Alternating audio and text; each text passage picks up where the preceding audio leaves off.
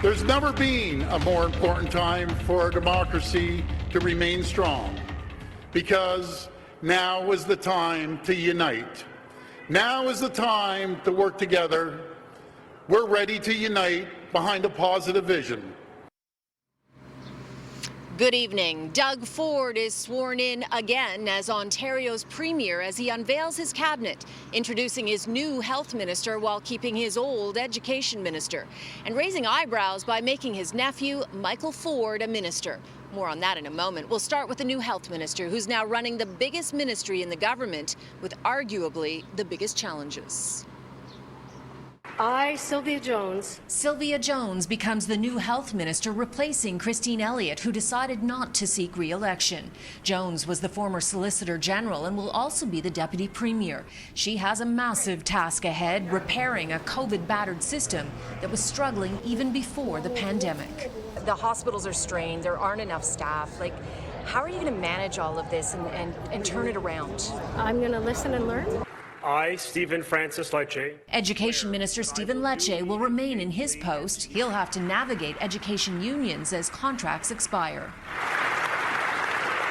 Many of the same faces remain in the same jobs: the Minister of Finance, Labour, Long-Term Care, Transportation, Municipal Affairs and Housing and Environment, signaling the government is staying its course.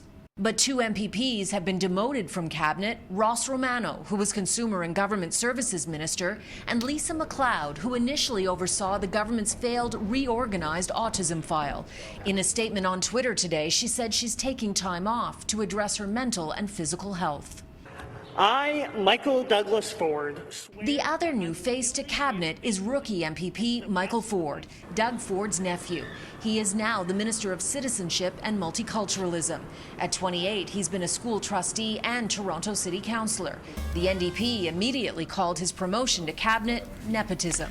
As we all know, the qualifications there are dubious. Michael Ford insists he was not handed the job because of his last name. I made the decision on my own to put my name forward to the residents of York South Weston to run. You didn't discuss it with your uncle first? I did discuss that when we had a short conversation. The Premier defended his nephew as he left the swearing-in ceremony, saying he had a decade of politics under his belt. 10 years of political experience and wealth of knowledge. There was a lot of celebrating today and a lot of smiles, but now it's going to get much harder going forward for this government. Doug Ford made a lot of promises that add up to even more spending than Kathleen Wynne's Liberals, and now he has to deal with inflation and a possible recession.